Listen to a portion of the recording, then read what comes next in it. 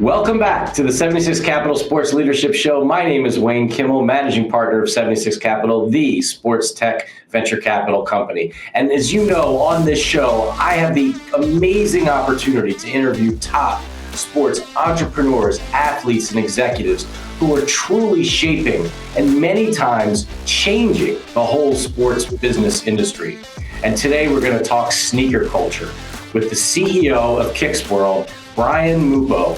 Brian, welcome to the 76 Capital Sports Leadership Show. Pleasure.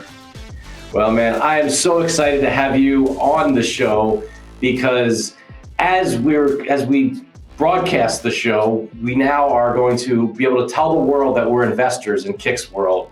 And we're so excited to back you and your whole team. My partner, Chad, is so fired up. I know he's been out to see you guys in LA and seen the plant and everything that you guys put together. And he's told me so many great stories. I can't wait to come out and see it myself and actually probably be out there very soon in the next couple of weeks. But Brian, why don't we start off with sharing with our audience what KYX World is all about and how do you come up with this company?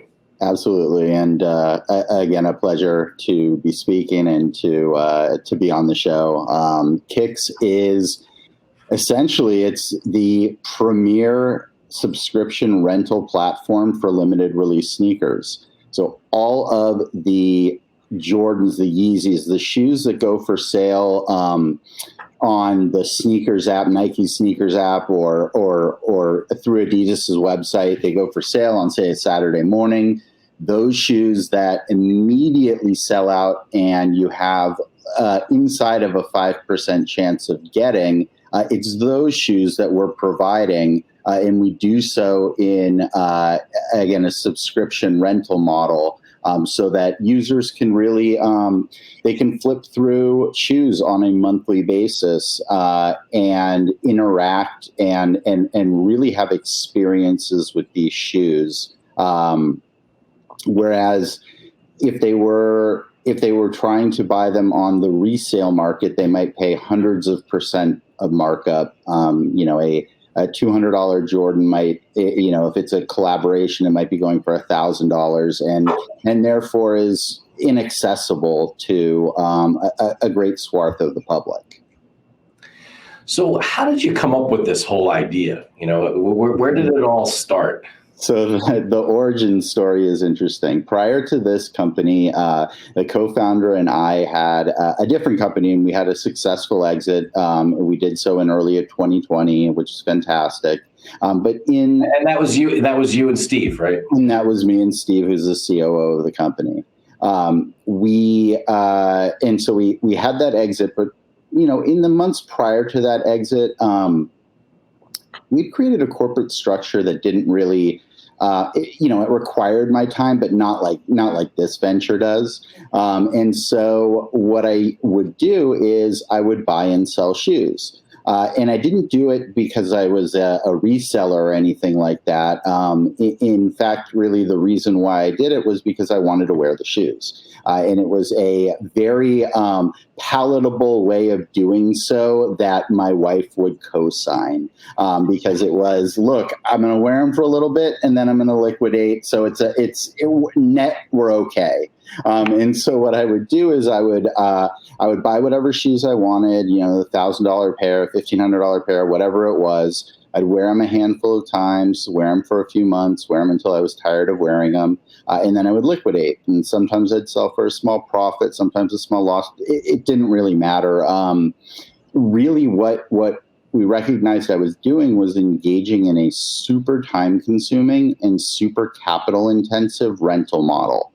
And it was out of sort of the cognition of that behavior, and then also the understanding that there was a whole generation of really kids who, in their case, really only had maybe a $500 or $1,000 to spend. They would spend it on a pair of shoes.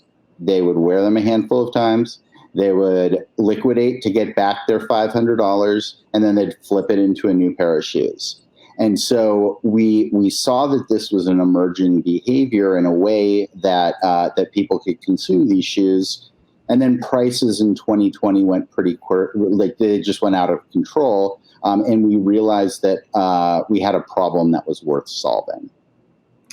So when you say you were able to wear them a couple times and then flip them, to someone who's not really part of this sneaker culture world, or even someone, quite frankly, who doesn't use eBay that much, right? Like how did you do this? Yeah. So you purchase on the secondary market or the resale market. So via, a StockX or a GOAT or an eBay. And then when it's time to liquidate, you liquidate on either GOAT or eBay primarily. And so I would go through the time-consuming task of taking pictures of the shoe, for eBay, writing a description, and then having back and forth with potential buyers. It was laborious and frankly a complete waste of time. But it out of it, like, there was this recognition that there was a community of people who were doing the exact same thing, and it was their almost their sole opportunity or ability to consume this caliber of product. So at KYX World, which, by the way, we should really mention, Brian, make sure that everyone who's listening or watching, they know that they can follow KYX World on Twitter at KYX_world, or on Instagram at KYX.world. But so how does it work, at KYX World today? So you go to KYX World, and you said it was you sign up for the service, but what happens next? Yeah, so super simple. Basically, what happens is you come in, you elect to have between one and three shoes sent to you each month. So you come in as a subscriber at either level 1, 2, or 3. And then for each level, there's a particular budget that's associated with each level. So, for example, let's say you subscribe to a level 2 subscription. That would entitle you to up to 2 shoes a month for a total budget of $700. And so you could elect to have one $700 shoe sent to you, or 2 $350 shoes sent to you, or really any combination therein. And then at the end of each month, you make a decision. You elect to either swap out the shoes for new ones. You can elect to keep the shoes for another month. Or you can elect to purchase the shoes. And so, although it's a rental model, we recognize that there are a subset of consumers who are, we call them like try before you buyers. People who, because the reality is that for a lot of these shoes, we don't get the ability to, go into Foot Locker and take a look at them in a test drive and put them on or anything like that. We have to go off of a series of pictures. And so a portion of our subscribers will rent the shoe, make sure they like it, and then they'll buy it from us. Got it.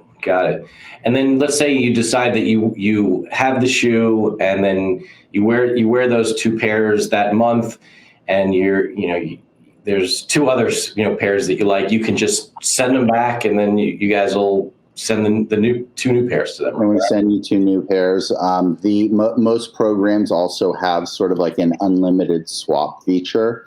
So if you got 2 pairs on a Monday, if by Friday you'd utilize them and you were done, you can send them back and get 2 new pairs within that same month. And I have to ask the question, and I'm sure people out there are thinking about this, right? I mean, you wear the sneakers, maybe you wear them to actually play in a basketball game, or you're running around outside and they get all muddy and dirty. Like, how do you deal with that? And then when someone sends them back? Yeah, so there are a couple of really great answers to this. Number one of the real secret sauces to this business is the shoe cleaning. We employ, to say they're expert shoe cleaners would not do it justice. They are the world's foremost shoe cleaners, and they are able to take shoes that come back to us that might be like a 6 out of 10, and within 10 minutes, make them a 9.5 out of 10. So there are a number of proprietary techniques that we can engage in. There's, one of the popular questions is like, what about creasing? Because that's a fair question. There are very small irons that you can purchase that we can use to easily get creases out. So there are a number of things that we can do to rehab the shoe, and do so in a very short period of time, and then we engage in the sanitization process. But we really can't send out shoes to subscribers that are below, say, an 8.5, maybe even just about a 9 out of 10. The reality is that, if we sent out shoes to subscribers that were like a 7 out of 10, we'd get complaints. I mean, that would be a problem. That does not make a great service. You need to get shoes from us, and they need to feel like they are basically dead stock. And so the shoe cleaning really, really does amazing, just beyond amazing work. And again, we're able to routinely take a 6 out of 10 all the way back up 9.5 out of 10, no problem. Yeah, that's really interesting. It's one of the things that I know that my partner Chad said to me was fascinating for him to see, in the plant, like how you guys actually did this and went through this process.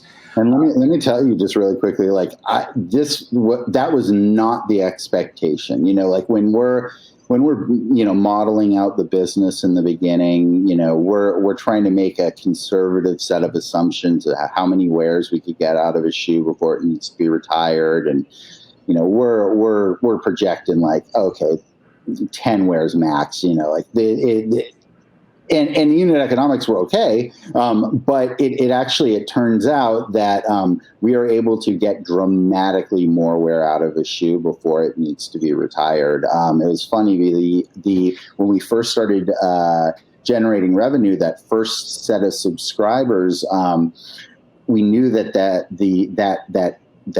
cadre of like 40 or 50 shoes were coming back to us, and we were sitting there on pins and needles, basically saying like, oh man, what are we gonna get? Like, how trucked are these shoes gonna be?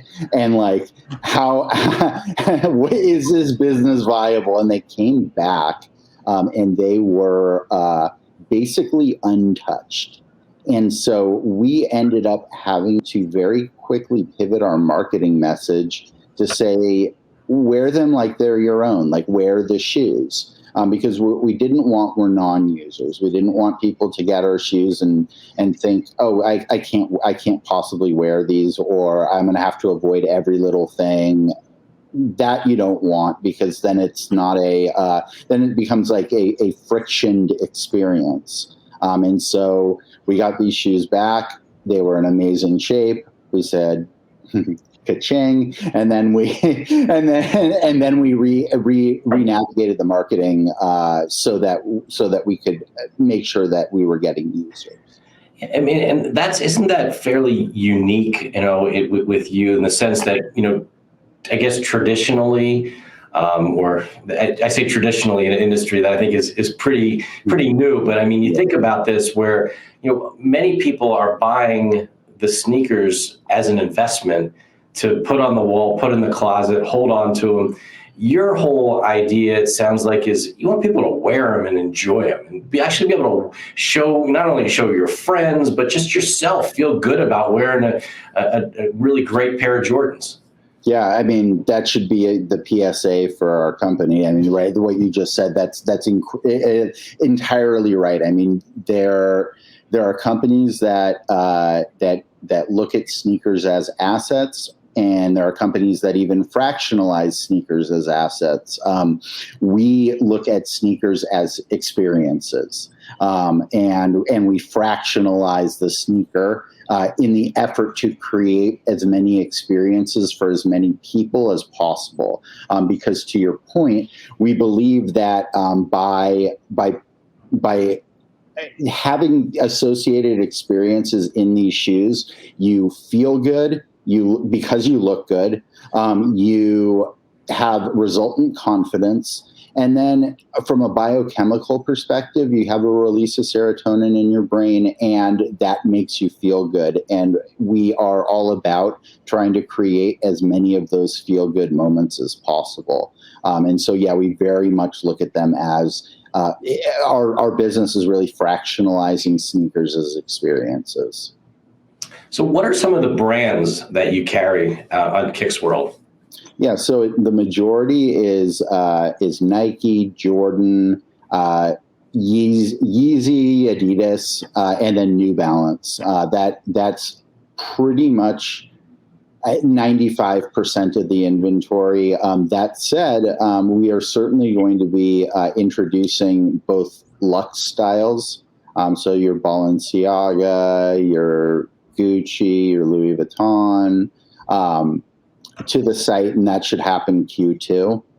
And then beyond that, we actually look towards customization options.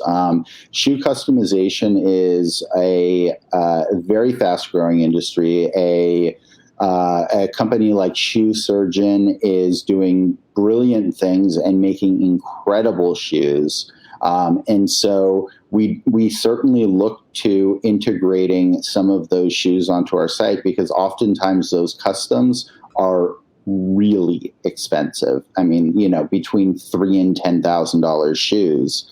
And so they are even more so unattainable, so to speak. So by being able to fractionalize those, I think that we can create an associated experience that really very few people are able to take advantage of. Well, you mentioned at the top of the show your co-founder, Steve Dorfman. Talk about your team at KYX, and who are some of the people on your team, and how important has it been for you to put together the right people so that you can actually achieve the all the things that you want to do at KYX World? Yeah, it's a great question, and really, I look at one of my real principal jobs is to surround us with good, and not good, great elite people. That's I don't have to have all of the answers as CEO. I don't have to have the best point of view. I just have to position the right people in this organization who do have the right point of view.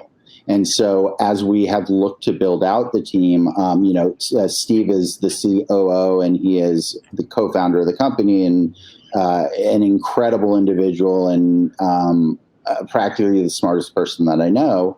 But as we looked to continue to build out, one of the moves that we made very early on was to bring on a CFO.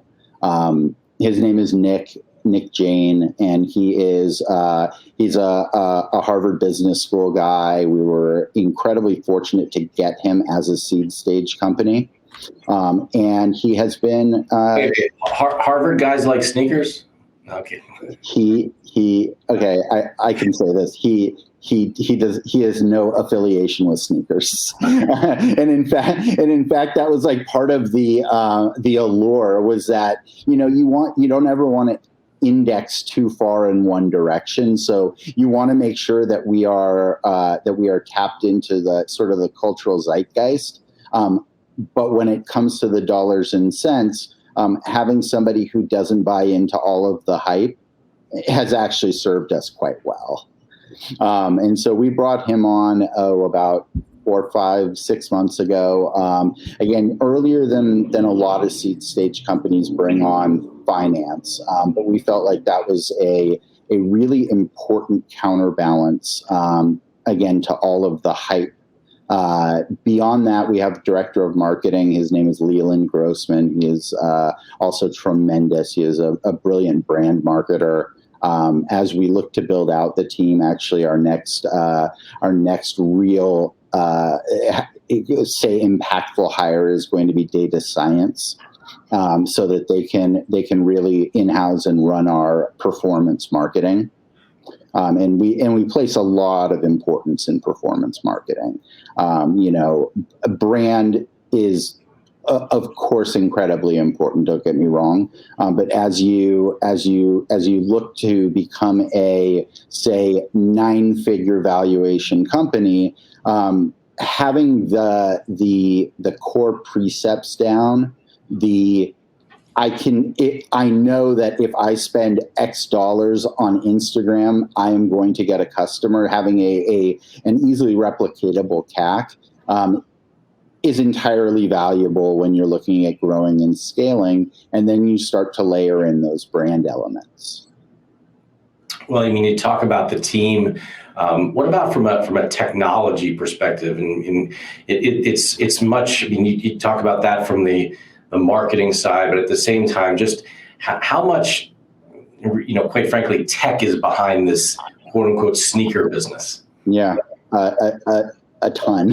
Yeah, I mean, and that's really the product. It's a tech-enabled product, and we are actually, that's the hire that is kind of part and parcel with our user acquisition, our data science, is somebody to direct the product, and that's both from a digital product end and then also from the physical end, because the way we look at our platform is, again, we're looking at it experientially. And so what we don't want to do is simply is transact in a way where you are simply buying the budget.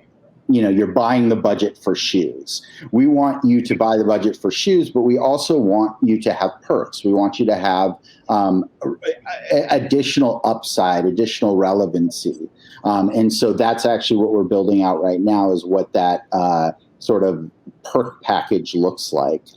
That additional upside, which we hope and believe will create a stickier customer, and give us opportunities to gamify and do all of that kind of fun stuff. Yeah, it's really fascinating. I mean, it's been one of the things that, my team and I at 76 Capital are so excited to be investors and learn and really help you build this business over the next several years. One of the things that I think is a really interesting thing that we do on our 76 Capital Leadership Show, and we're really excited to have Brian Mupo, the CEO of KYX World, on the show, is really to hear about your background as well. Where are you from? Were you always a sneaker guy? Were you into sports growing up? Was it other types of things? And what kind of brought you to this point of being an entrepreneur for the second time now? Yeah, so my origin story. I grew up in the San Fernando Valley in suburb of Los Angeles, and the only time that I left was for college. I went to UCSB. So I had 4 years away from the Valley, and then promptly moved directly back into the Valley, and have not been able to escape its gravitational pull ever since, in so much so that our offices are in Encino, which is in the San Fernando Valley, and I live 5 minutes away from my mother. And so it's just the Valley has that pull. If any of the listeners are familiar, they will get a small chuckle, because they'll understand that is indeed the case. But what is the pull? What's the thing that just brings you back? That's the great mystery. There's nothing about the Valley that is intrinsically special relative to anywhere else nearby. I wish I had an answer. I generally have an answer for most things. Yep. I'm speechless. I don't know. But for some reason, it is very popular to remigrate into the Valley after college, after, life moments and such. But growing up, I was huge into sports. I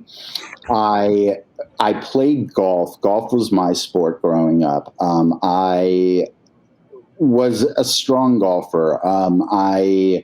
When I was maybe 15, 16, my handicap was down. My index was maybe about a 3 or so. And I was looking at college golf options, but got really burnt out sort of the junior year of high school, and ended up just not wanting to play college golf.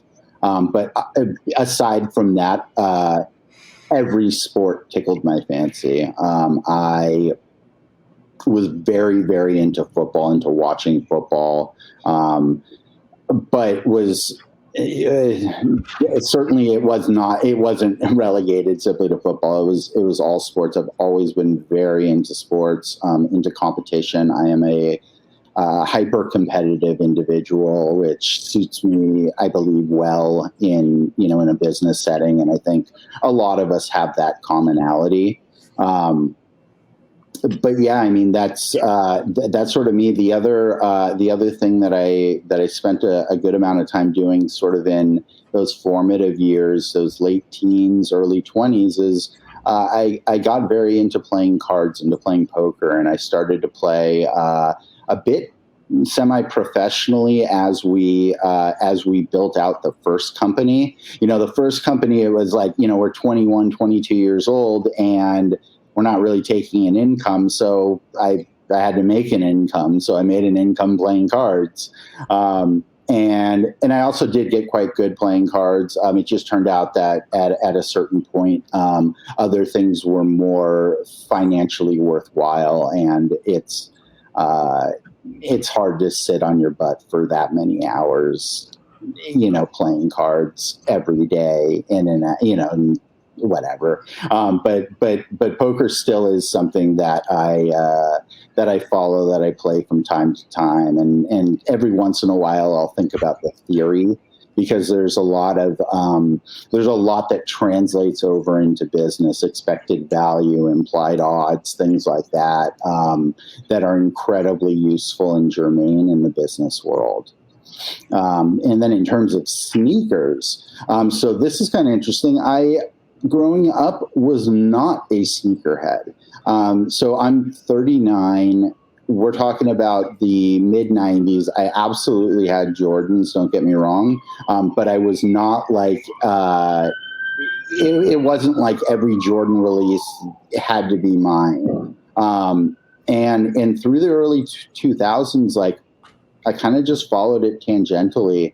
It really wasn't until the prevalence of GOAT and StockX that I really got into sneakers and then became really sort of evocative of fashion.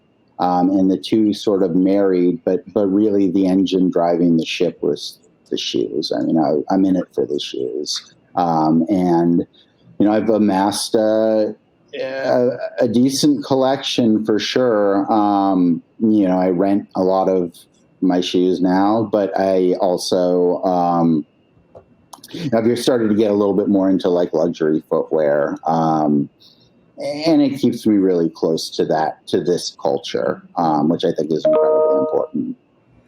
So when you look back, through your career now, up to this point, I mean, are there any sort of individuals that you look up to? Is there a certain mentor of yours that you had, or someone that you just kind of look up to help you get to where you are today in the business world? Yeah, it's a great question. So I think that prior to starting this company, it was actually Steve, my COO, who I really looked up to. I looked up to his the way in which he formed logical process thought, I should say. I looked up to his family dynamic, to the way that he balanced everything. And there's just so much. I mean, he happens to be my closest friend as well. But I had a great amount, or still do have a great amount of respect and admiration for him. As this company has flourished or grown and become what it has been, my network going into this business was mediocre at best. I did not have an intrinsically strong network. I had a handful of people that were particularly that were tapped in, but tapped in their own way. And so I have worked incredibly hard over the last 18 months to position not only this company but myself so that we're present in every room with and 1 degree of separation away from pretty much anybody in the world, which is a cool feeling. One of the people who has really helped and who I admire dramatically is his name is John Ema. He is on the board of KYX. We're very fortunate that he is on the board. He is an executive at Snapchat, and he is one of the finest people that I know. He's incredibly perceptive, and he is almost perfectly deliberate. He is intentional.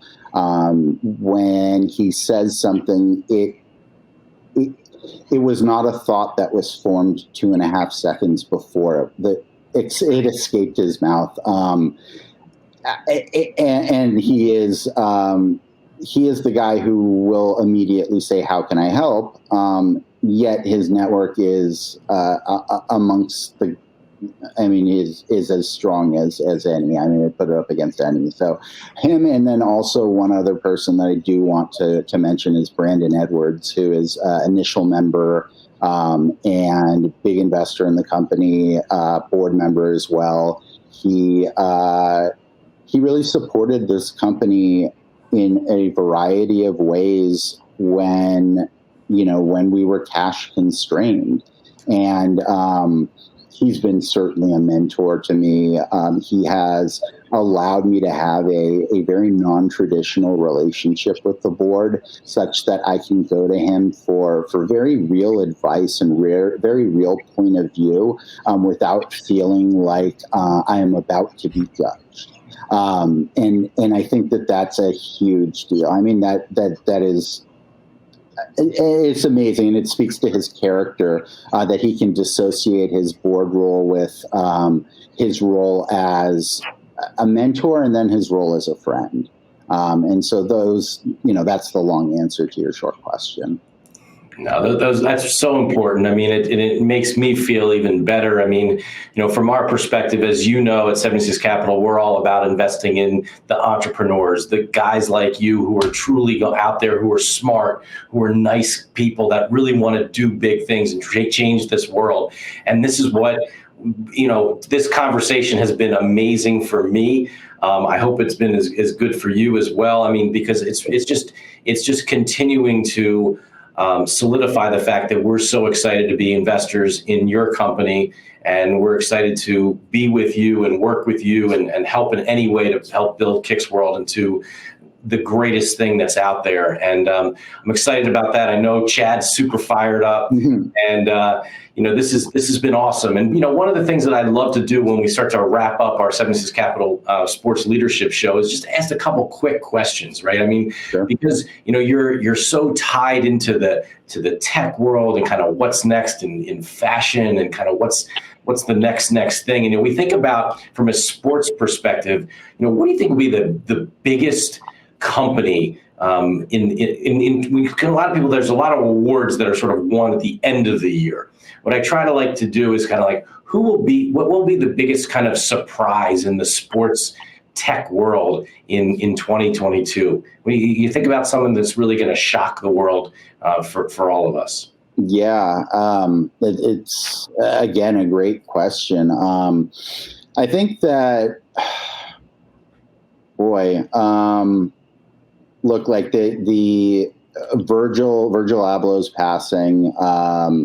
He was the creator of Off-White and the creative director for Louis Vuitton. His passing certainly leaves a void at the very least, and I think that some of the winners are going to be the multi-hyphenates that are able to really marry creative sort of cross spectrum, that are, again, to what I was saying before about John Yuma and his intentionalism, that are very intentional, very deliberate, that are trying very hard to communicate a point of view. I think that the fast fashion is going to segue out. I think that collaborations will still matter. They will still be incredibly impactful in this hype culture. I also do think that there will be a rise in the prevalence, or a continued rise in the prevalence of like customization, not only in footwear but in all fashion. And then I very firmly believe that everyone is going to get hip to the fact that that used merchandise, lightly worn merchandise, is a great way to get stuff that you might not otherwise be able to attain. You know, that the Gucci sweater that is $1,000 at Bloomingdale's is worn a handful of times and is $490 at the Real. And I think that that as you know, these companies continue to propagate the fact that this is an acceptable behavior, that consumer trend and consumer behavior will continue to catch up to it. And it's, I mean, from a circularity perspective, I mean, it's transformational. It's not, fashion has done no great service to the environment. And so I think it is time for fashion as a whole to be able to not make such a indelible and profound negative imprint into our global environment, so to speak. Well, you know, already in 2022, we had a major player from the tech world come in with Microsoft buying Activision, you know, in an unbelievable deal, close to a $70 billion deal in the gaming industry. It's one of the things that we talk about at 76 Capital all the time, is how the big tech players are going to come in and really make a big difference in the world of sports that's already $1 trillion industry, but how that really takes it to the next level, the sports, the fashion industry, as we've been talking about. Do you see any of the other really big tech players playing a really interesting role in the world that you play in? Yeah, absolutely. I think that the timeline is still a little bit to be determined, but the metaverse is a thing, you know, like, and I think venture capital is obviously very bullish as a whole on it, but really recognizes that, that look, like, there is going to be a point where you're going to wake up in the morning and your first choice will be to experience life in the physical world versus life in augmented reality. Some of the hardware needs to improve. You know, like there needs to be an ability essentially to have all of your phone's accessibility in eyewear. You know, and ideally in not something that you have to put on, but something that is like almost like a contact lens. But that, assuming that hardware happens, which it will, then yes, there's going to be this profound integration. Again, that may take a little bit of time, but we're going to see a continued trend, is not even the right word, because an avalanche really towards the metaverse via tokening. And it's a great thing for us and for the fashion industry. I mean, we, you know, our company, we look at being able to use this type of stuff to really be able to gamify the experience, to create a stickier customer, to provide additional upside, to allow for both inclusivity but exclusivity. I mean, the reality is that people want exclusive experience. They just want to have access to it. And so, yeah, there's we could spend another hour on this. I got thoughts. I have a point of view, and and when you talk about integrating talent, like you can, an example that I'll give is, let's say you take, player X who is at NBA All-Star Weekend, but is sitting front row at the slam dunk contest, and you place a camera on him, and you get to experience the slam dunk contest through his eyes, through his courtside seat, and that's the NFT. That's the unlocking experience, and that allows sports to be consumed in an entirely different fashion. You can trace the provenance of shoes. If a shoe was, you NFC tag it. If a shoe was at Game 7 of the NBA Finals, and you're the next renter, you get to unlock a series of experiences that relate to Game 7 of the NBA Finals. And eventually, arenas will have, the cameras from every view, so that you could essentially rewatch the game from there. And again, that's a little bit farther down the road, but that's it. It's not that far, Brian. It's actually C360's doing this stuff. It's one of our other investments. I love what you're talking about now, about this whole convergence of the physical and digital worlds, the metaverse, as we say, the NFT side of things, virtual reality, augmented reality. It's all here. It's all coming, and this is the time. And you've been able to put KYX World in the middle of all of this. It's really interesting. It's exciting.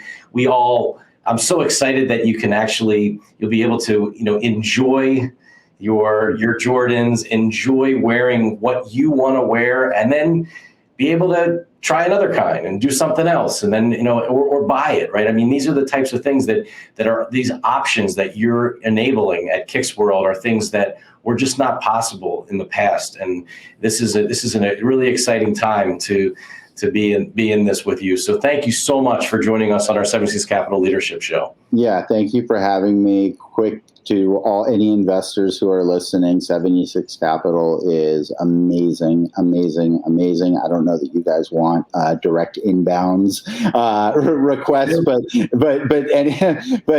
any investors listening should.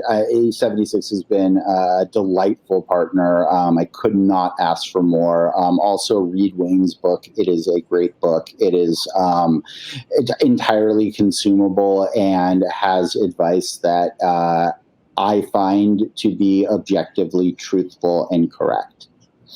Well, Brian, it means a lot. Thank you so much. We're so excited to work with you and the team and build KYX World and exceed all the dreams that you guys have.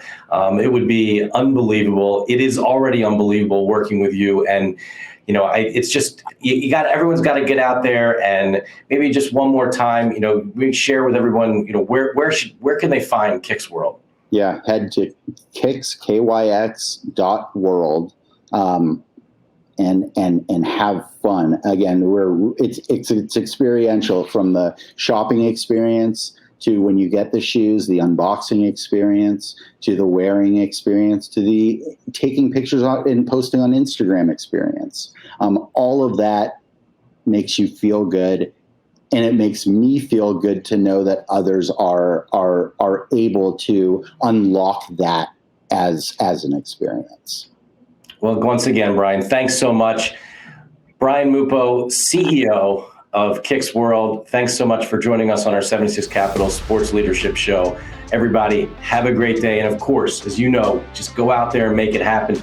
You'll be able to do stuff like what Brian's doing right now as well. Take care and have a good day. Thanks so much, Wayne. You're the man. Appreciate it, guys.